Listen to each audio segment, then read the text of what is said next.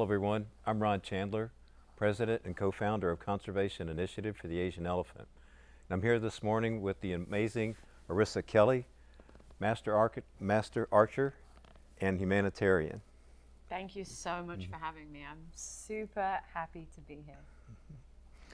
So one of the things that we wanted to do this morning is we have a theme, Elephant in the Room, and we wanted to hear from you, what is your elephant in the room? That's a big question, I think, and there's so many possibilities. We even have some thunder joining us today just to set the ambience. My elephant in the room is going to be something that has shaped my career and shaped my life, and it's doing what you love.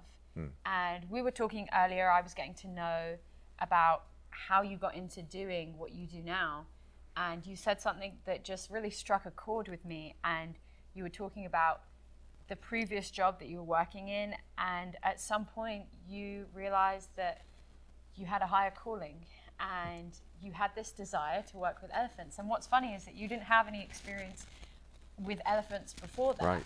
It just happened, and I find that amazing. Like, some of us have these moments where life is giving us a sign, and our intuition is guiding us towards doing something that is really meaningful to us. And most of us ignore that, actually.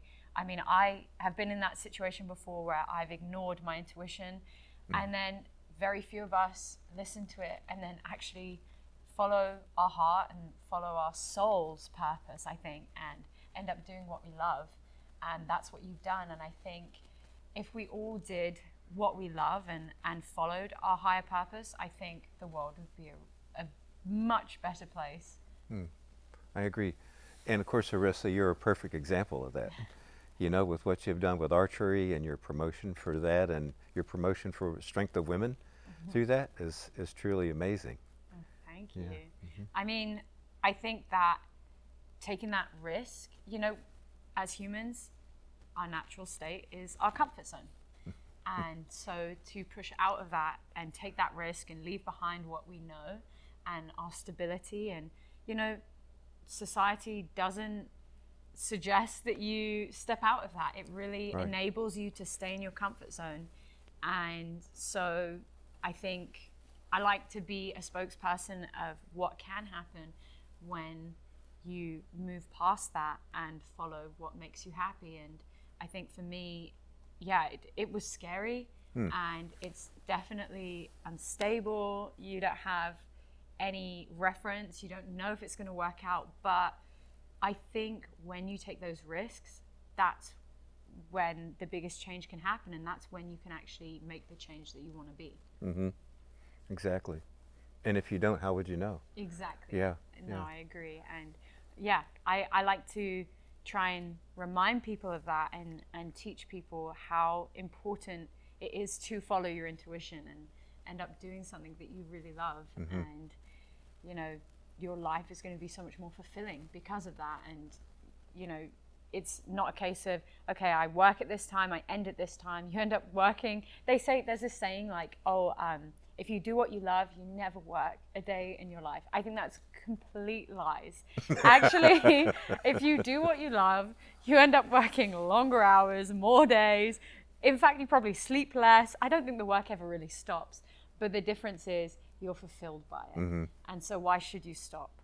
And that's what I love about what you're doing, is you're not just doing a job. This is a cause. There's meaning to it. There's depth. You're helping not just animals, you know, you're helping the elephants, but you're also helping the indigenous people. And like, as we discussed before, this is their dignity, and not only you're taking one thing, but it's actually helping such a bigger cause. And I think that's a prime example of what can be achieved when you do what you love. Yeah, it's, well, exactly. I mean, that resonates with me as far as, you know, SIFI, Conservation Initiative for the Asian Elephant, is so much a part of the meaning of my life. And in large part it's because it is the manifestation of a sense that something needs to be done, and why don't I try? Yeah. You know, and so we turned 23 this past June.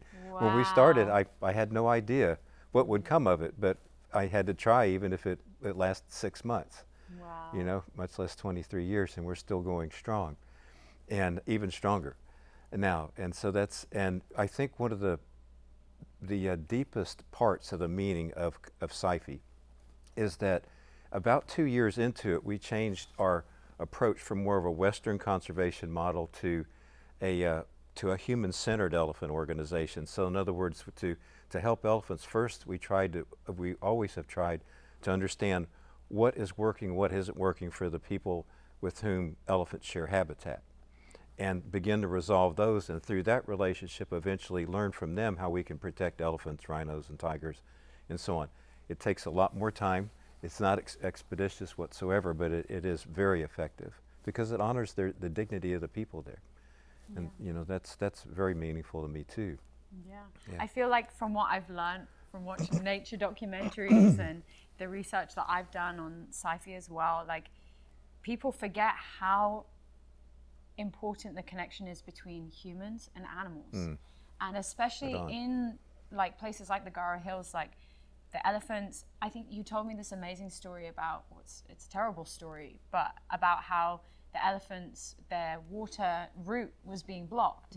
So then they had to go through the village, and that then obstructs the villagers. It was ruining their houses, and then they were having to live outside in the extreme heat. And it's like, if you're, you know, if there's a problem with the animals, it's not just them. It actually affects the whole community and the system of that area. And that's why you know, yes, we're going to help the elephants, but actually we're doing such a bigger thing by doing that. And people just don't realize how interconnected we are.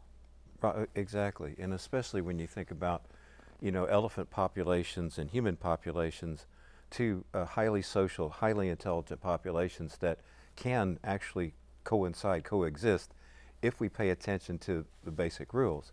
We don't move into the elephant corridor. You know, we give elephants a place to be, and we have a place to be. And so we are working really closely with the Garo people in Meghalaya, as well as the Forest Service, to make certain that how we begin to work with them and continue to work with them towards and through the UNESCO World Heritage Site, is that we work with the land, we work with the natural, you know, movement of things, so that people are safe and elephants are safe.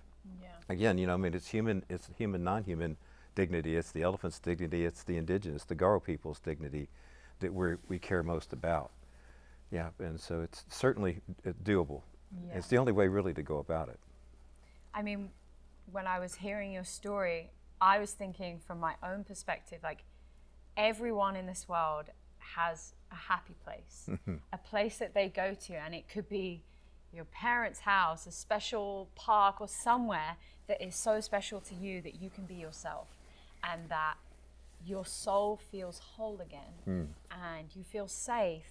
And like for me, I have a couple of places like that, and when I'm not feeling, you know, mentally very good, I picture that place and I want to go back to that place. And I think for these people, like in the Garo Hills, that's their home, you know. And if, you know, these companies, these coal mining companies, these big corporations are going to come in and rip that away from these people. And I just think, like, imagine everyone's happy place, like imagine your own, and knowing that at any moment someone could come and just take that away from you, and it will not be yours. And even though it's actually your right, it's your home, it doesn't matter with these bigger companies. You know, they don't have the education to know that this is my right and I can fight this.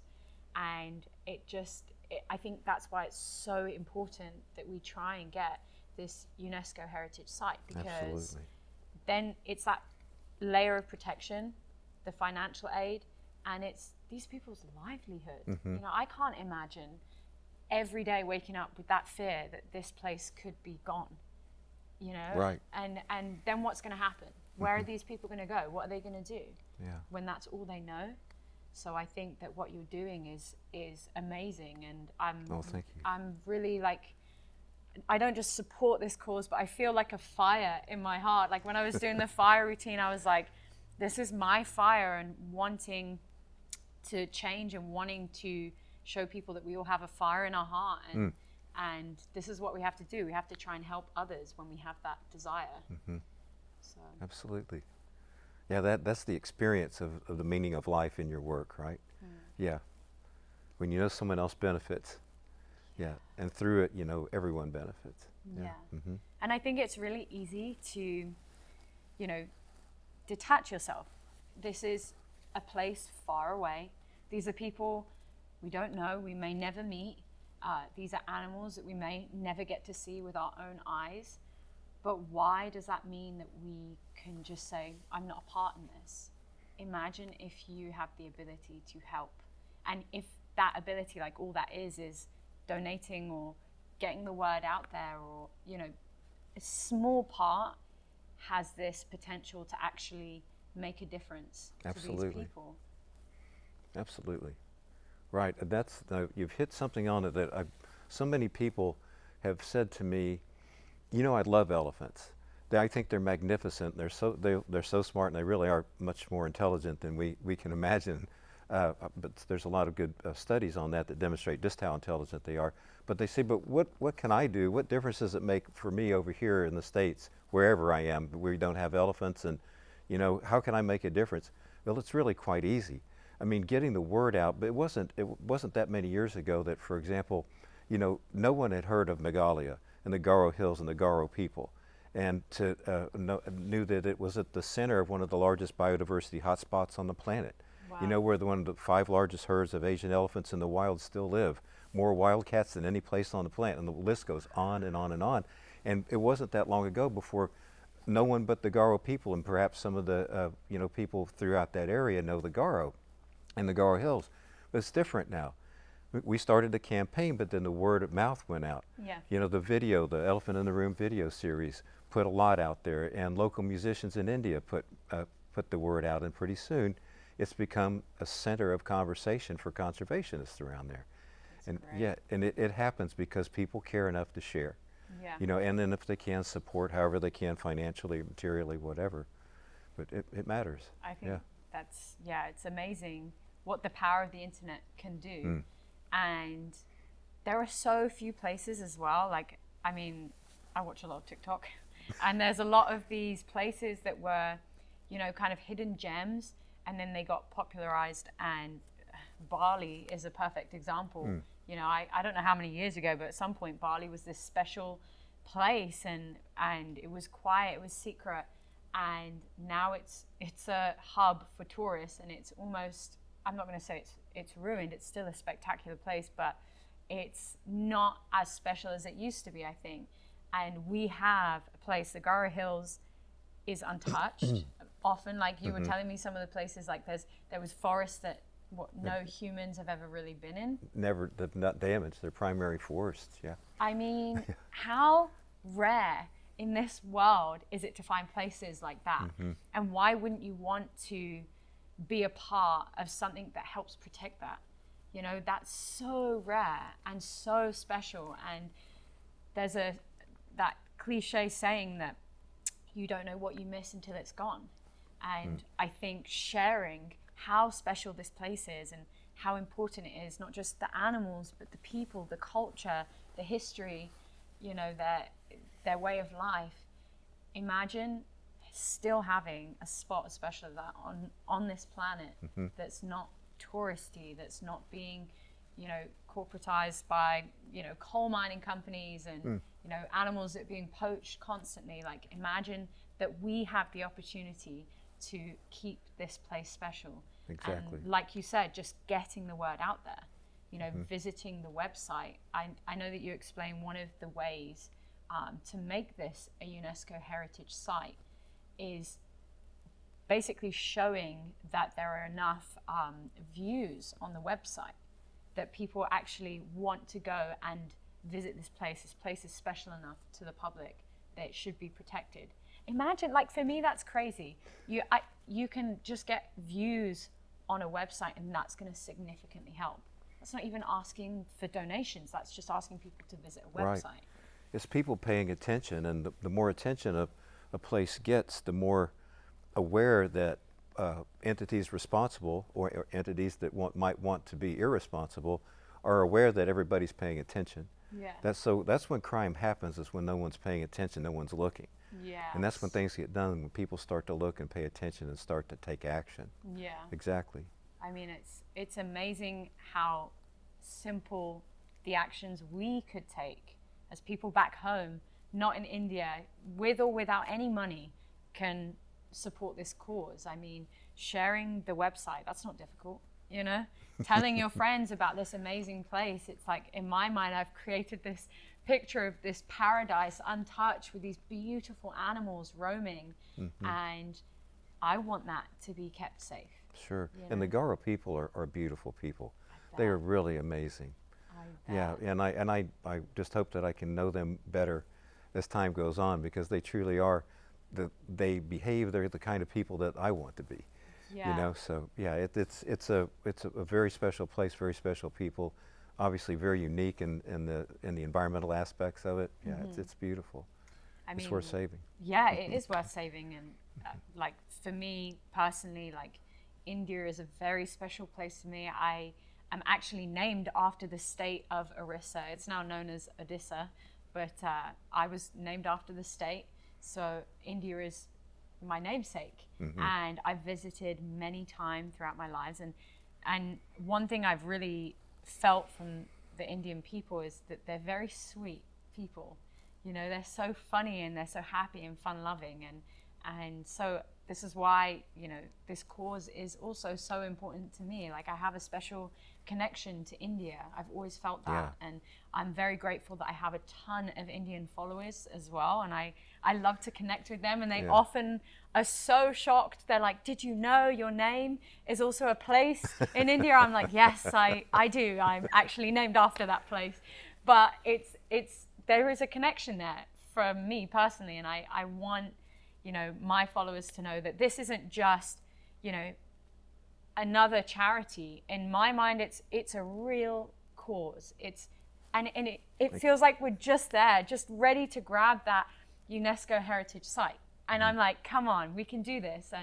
And just in the way that, you know, I train every day and I put that effort in. You know, I train up to 6 hours a day every day. Wow. And it's every day, it's these little steps, and that's why I've created the career that I've been able to do, is because it's like these consistencies in doing the work, and now it's our turn to do the work and just keep getting that word out there and donating and buying merch. I mean, if you guys can see, I've got my cute little sci-fi top. Actually, it's got like a thing on the back as well, which I love. But you also gave me the most amazing, you guys call them sweatpants. In England, we call them jogging bottoms. But okay, I'll be all American and say you gave me the most amazing sweatpants, and they're like fluffy. I'm obsessed, and they're like elephant gray. You said they're the color of elephants, and I'm like, oh my gosh! Like, okay, if you want to buy merch, you guys have some really cute stuff, and I'm like, it's so easy to jump onto this cause, and I'm hoping that doing this interview, people will see, like, I mean, as my followers know, I'm very, like, integrity is a really important part of myself and being online. I don't want to post and not be me. I don't want to share things that don't resonate with me and my soul. And this cause is, I'm really like, I'm here for it, and I feel a part of it now, and I'm hoping that my followers, you know, will trust in me and my beliefs, and know, okay, if I'm really a part of this, they'll feel a reason to be a part of it too. Orissa, I can't thank you enough for supporting us and for all that you're doing for us. It really is incredibly meaningful to me, and I'm grateful. Thank you so much. Thank you for having me, and I'm just stoked to be here, and I'm really hoping at some point we can get out there and maybe I can do some acrobatics near the elephants without terrifying them or terrifying me. But I would love to get out there and show my fan base, you know, the amazing places that we're talking about. I do too. Let's try it. Let's make it happen. Thank you so much. Thank you so much. And thank you guys for watching. Thank you.